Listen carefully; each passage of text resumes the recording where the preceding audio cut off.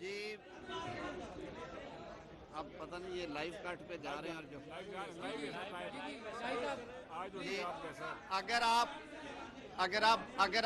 اگر آپ موقع دیں گے تو بات کریں گے، ورنہ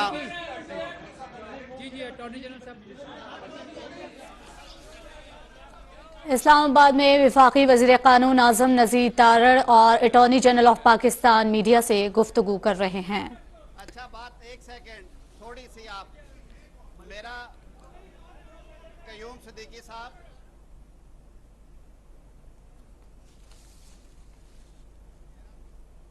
اختلافی رائے صرف عدالت میں آتی ہے، ماشاءاللہ یہاں بھی آ رہی ہے اور ڈھیر ساری آ رہی ہے۔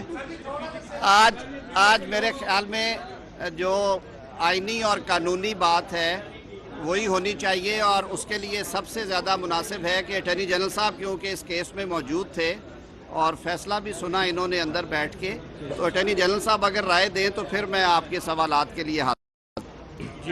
دیکھیں جی، بڑی ایکسپیڈیشس پروسیڈنگ ہوئی، کارروائی ہوئی، آپ سب لوگ فالو کر رہے ہیں، ہم نے اپریشیٹ کیا، ہم نے پورا تعاون بھی کیا، کسی وکیل نے کوئی ٹائم نہیں مانگا، کوئی ڈیٹ نہیں مانگی، جس طرح فاضل عدالت نے چاہا پروسیڈنگ چلی آپ کے سامنے پرسوں 2 بجے سے لے کر 6 بجے تک، اور کل صبح 9:30 سے لے کر پھر 6 بجے تک۔ ہم appreciate the hard work put in by all the parties, اور فاضل عدالت کا بھی اس اہم موضوع پر جو انہوں نے اتنا ٹائم دیا۔ فیکٹس جو آبویسلی سب کے سامنے ہیں، کیس شروع ہوا تھا 9 ممبر بینچ سے، اینڈ وہ پروگیٹو ہے آنریبل چیف جسٹس صاحب کا، انہوں نے 9 ممبر بینچ بنایا، پھر کچھ اور معاملات ہوئے تو ایونچولی 5 ممبر بینچ جب بنا، منڈے کو ہمیں پتہ چلا تو اس میں 2 فاضل جو جج صاحبان ہیں، جسٹس یحییٰ آفریدی صاحب اور جسٹس اطہر من اللہ صاحب، انہوں نے دراصل 23 فروری کو ہی اپنے تحریری نوٹ میں ان دونوں پٹیشنز کو ڈسمس کر دیا، اور باقی جو 9 ممبران نے واپس میٹر بھیجا to the honourable chief justice, تو 5 ممبر بینچ بنا۔ اب آج جو فیصلہ آیا ہے اس میں جو 5 ممبر بینچ میں 3 جج صاحبان، آنریبل چیف جسٹس آنریبل منیب اختر صاحب اینڈ آنریبل محمد علی مظہر صاحب، انہوں نے ایک فیصلے کو دیا اور انہوں نے سائن کیا۔ 2 جو معزز جج صاحبان ہیں، جسٹس منصور علی شاہ صاحب اور جسٹس مندوخیل صاحب، انہوں نے ایک فیصلے کو سائن کیا، لیکن جو غور کرنے والی بات ہے، جب ہمارے پاس ریٹن آرڈر آیا اصل میں کچھ دیر پہلے ہی، تو میں پیرا 2 پڑھنا چاہوں گا جو جسٹس منصور علی شاہ صاحب کے نوٹ کا ہے۔ وہ یہ کہتے ہیں، وی therefore agree with the orders dated 23/2/2023 passed by our learned brothers Yahya Afridi and Athar Manila J, and dismiss the present constitution petitions and drop the suo motu proceedings۔ یہ بات ویسے عدالت میں بھی جب چیف جسٹس نے order پڑھا تھا تو سنائی گئی تھی، لیکن جو فٹ نوٹ ہے وہ عدالت میں نہیں پڑھا گیا، وہ میں پڑھنا چاہتا ہوں، اور وہ بڑا معنی خیز ہے۔ فٹ نوٹ یہ کہتا ہے، initially a 9-member bench heard this matter. The aforementioned 2 honorable judges decided the matter by dismissing the said petitions. Later on, 2 other honorable judges disassociated themselves from the bench for personal reasons, and as the 2 aforementioned judges had dismissed the matter, the bench was reconstituted into a 5-member bench by order dated 27/2/2023. The decisions of the aforementioned 2 honorable judges dated 27/2/2023 form part of the record of the case. That means کہ اس case کے record میں 5 نہیں 7 معزز جج صاحبان کے فیصلے موجود ہیں۔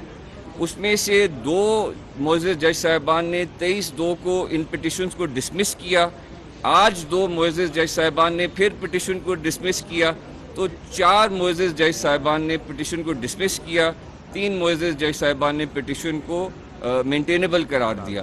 یہ صورتحال ہے، and this is the situation. اب آگے اس پر جو بھی پروسیڈ ہوتی ہے، ون بائی نہ سر، نہیں 1 by 1، جی نہیں سر، ایسے نہیں، قیوم صدیقی صاحب کے بعد لے لو، 1 منٹ۔ پہلا میں یہ سوال کا جواب دے دوں، میرے خیال میں اس میں ریویو والی بات نہیں ہے، اس لیے نہیں ہے کہ فیصلہ جب بہت واضح ہو اور اس میں ابہام نہ ہو، یہ کوئی ہار جیت والا ویسے بھی کیس نہیں تھا کہ کسی کی اہلیت اور نااہلیت کا کیس ہے، کسی کی کوالیفیکیشن ڈسکوالیفیکیشن ڈسکس ہو رہی ہے۔ یہ ایک آئینی نقطہ آیا اور اس آئینی نقطے کی مینٹینیبلٹی کے اوپر پہلے بحث چھڑی اور اس بحث کے نتیجے میں دو باتیں سامنے آئیں کہ جن دو معزز جج صاحبان نے اپنا مائنڈ ڈسکلوز کر دیا تھا اس معاملے کو ریفر کرتے ہوئے، ان کے اوپر اعتراض اٹھایا گیا کچھ جماعتوں کے وکلاء کی طرف سے اور پاکستان بار کونسل کی طرف سے جو وکلاء تنظیم ہے۔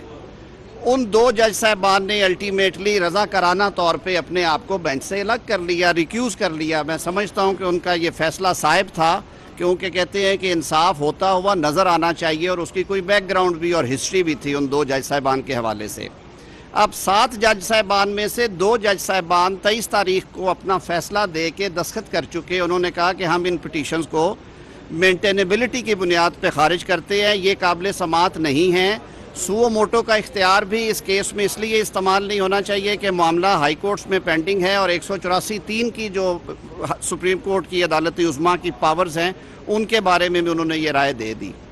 آج جب فیصلہ آیا 5 رکنی بینچ کا، چیف جسٹس صاحب نے اس عرصے میں یہ مناسب سمجھا کہ وہ 2 جج صاحبان کیونکہ اپنی فائنل اوپینین دے چکے ہیں، وہ فردر اس معاملے میں نہیں بیٹھنا ان کا مناسب، سو لہٰذا انہوں نے جو دیگر 5 جج صاحبان تھے ان کو بینچ کا حصہ بنایا اور ان کے سامنے کیس آرگیو ہوا۔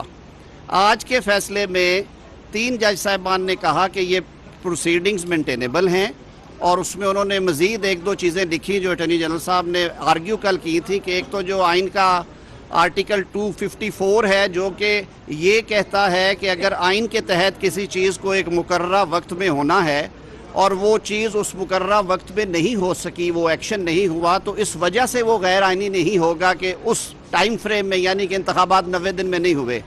آج انہوں نے گراؤنڈ ریالٹیز دیکھتے ہوئے ان 3 جج صاحبان نے بھی کہا کہ گورنر اور ای سی پی یا صدر اور ای سی پی مشاورت سے ڈیٹ دے اور کوشش کرے کہ وہ 90 روز تو اب گزر جائیں گے، وہ جو اوریجنل 90 روز تھے، یعنی کہ وہ جو 15 اپریل کے اندر تھے، لیکن ارلیسٹ پاسبل جہاں پہ انتخابات ہو سکتے ہیں مشاورت کے بعد وہ کوشش کرے۔ اس میں کوئی دوسری رائے نہیں ہے، لوگوں کی بھی یہ رائے ہے۔ ہم بھی سمجھتے ہیں کہ اگر حالات سازگار ہوں، اگر انتخابات انسانی جانوں سے زیادہ قیمتی ہیں یا اگر ملکی حالات اجازت دے رہے ہیں تو 30، 40، 50 دن میں ہوں، اگر وہ 80، 90 دن میں ہونے ہیں تو یہ ڈسکریشن بھی آئین دیتا ہے الیکشن کمیشن اور باقی سٹیک ہولڈرز کو۔ اس بحث کو چھوڑ دیتے ہیں۔ آج کی بہت کلیئر ججمنٹ ہے، 2 معزز جج صاحبان نے کہا کہ ہم ایگری کرتے ہیں جو فیصلہ 23 فروری کو 2 دیگر اراکین جسٹس یحییٰ آفریدی صاحب اور جسٹس عطر بن اللہ صاحب نے تحریر کی ہے اپنے نوٹس کہ یہ پٹیشنز مینٹینیبل نہیں ہیں، یہ قابل سماعت نہیں ہیں، اور ساتھ انہوں نے کہا کہ ہم یہ بھی سمجھتے ہیں کہ وہ جو 2 جج صاحبان کے فیصلہ جات ہیں وہ آج کے اس فائنل آرڈر کا حصہ ہیں۔ تو میرے خیال میں اس کے بعد نہ ریویو کی ضرورت ہے نہ فردر تشریح کی ضرورت ہے۔ میں نے اپنا ذاتی موقف دیا تھا، اب میں سمجھتا ہوں کہ اٹارنی جنرل صاحب کی رائے آنے کے بعد اور اس آرڈر کو پڑھنے کے بعد ہمارا موقف یہ ہے کہ یہ پٹیشنز 4/3 سے مسترد ہو گئی ہیں۔ 4 معزز جج صاحبان وہ لکھتے ہیں کہ یہ قابل سماعت نہیں ہیں۔ اب یہ فیصلہ قانون اور آئین کے مطابق ہائی کورٹس میں جو پینڈنگ پروسیڈنگز ہیں ان میں ہو جانا چاہیے۔ بڑے سیزن لائر ہیں، آپ یہ بتائیں کہ چیف جسٹس نے آ کے آپریٹو پارٹ پڑھا اور ہمیشہ operative part he order of the day consider کیا جاتا ہے، اس میں اگر وہ اناؤنس کر رہے ہیں 3-2 اور یہ جو آپ نے بتایا یہ فٹ نوٹ میں لکھا ہوا ہے، تو ایمبیگوٹی اٹ سیلف یہاں پہ ہے کہ کون سا فیصلہ مانا جائے۔ آپ 4-3 کہہ رہے ہیں، چیف جسٹس نے 3-2 سے فیصلہ دیا ہے۔ دیکھیے ایک بات تو طے شدہ ہے کہ یہ 7 رکنی بینچ جو ہے، 7 جج صاحبان جو ہیں وہ بینچ کا حصہ تھے۔ 2 جج صاحبان 9 میں سے رضاکارانہ طور پہ ریکیوز کر گئے تھے۔ 7 میں سے 2 جو آج بیٹھے ہوئے تھے 5 رکنی میں، انہوں نے کہا کہ ہم اپنے جو بردر ججز کی اوپینین ہے ارلیئر کہ یہ پٹیشنز مینٹینیبل نہیں ہے، ہم ان سے ایگری کرتے ہیں، اور ان کا وہ جو 23 تاریخ کا حکم ہے that is part of the order of the court. تو مطلب یہ ہے کہ انہوں نے اس کو انڈورس کرتے ہوئے آپ کو آپ میرے خیال میں کچھ چیزیں ایسی ہیں جن پہ ابھی مزید شاید ڈیبیٹ ہو، لیکن قانون میں کچھ چیزیں واضح نظر آ رہی ہوتی ہیں۔ میری نظر میں تشریح طلب معاملہ نہیں ہے، ریویو کی ضرورت نہیں ہے۔ اگر اس سے کسی کو اختلاف ہے، کل کو کوئی سچویشن آئی تو جس کو اس سے اس تشریح سے اختلاف ہوا وہ جا کے تشریح کرا لیں گے. میری نظر میں تو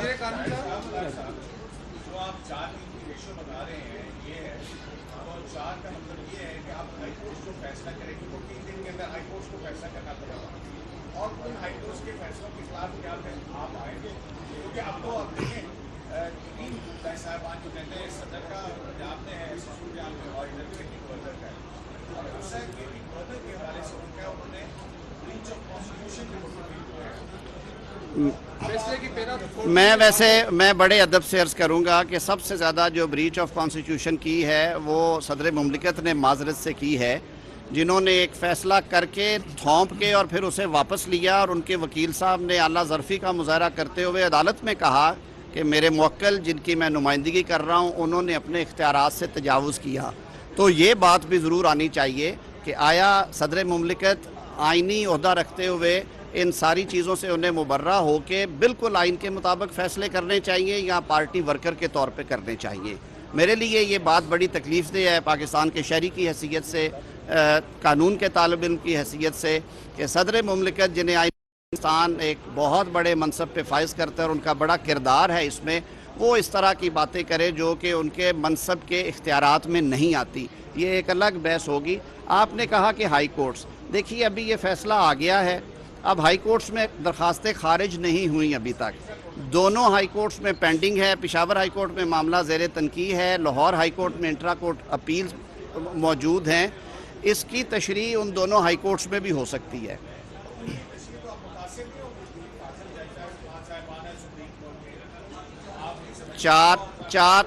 چار فاضل جج صاحبان ہی نے کہا ہے کہ آپ اس کا فیصلہ کریں، ہائی کورٹ سے اس کا فیصلہ کریں.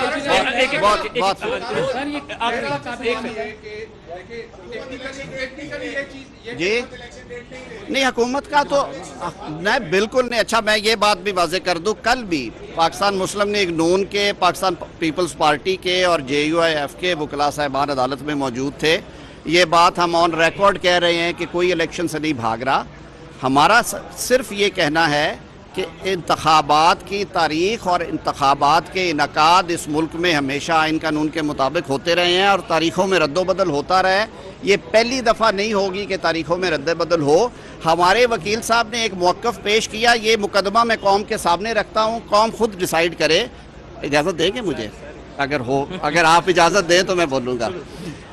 اتنی بات انہوں نے کہی کہ 35 ارب روپے کے خرچ سے ڈیجیٹل مردم شماری ہو رہی ہے جو کہ آج شروع ہو گئی ہے، اور اس کا رزلٹ جو ہے وہ 30 اپریل کو دیا جائے. 5 سال سے یہ بحث چل رہی ہے کہ جو پچھلی مردم شماری ہے وہ درست نہیں تھی، اس پہ تحفظات ہیں بہت سے سیگمنٹس کو سوسائٹی کے.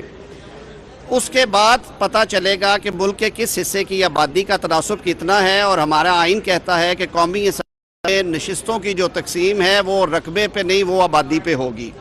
ہمارے ملک کے جو فیڈریٹنگ یونٹس ہیں ان میں حلقہ بندیوں کے بعد اتار چڑھاؤ کی امید ہے. صوبوں کے اندر بھی پنجاب میں آپ کو پتہ ہے کہ سرائکی صوبہ یا ملتان صوبے کے بارے میں لوگ کہتے ہیں کہ جی ساؤتھ پنجاب میں وہ فنڈز نہیں جاتے، اور فنڈز کی تقسیم بھی آبادی کے تناسب سے ہوتی ہے، ریپرزنٹیشن بھی. آج پنجاب میں آپ الیکشنز کرا رہے ہیں سینسس سے پہلے، قومی اسمبلی جائے گی سینسس کے بعد اکتوبر میں.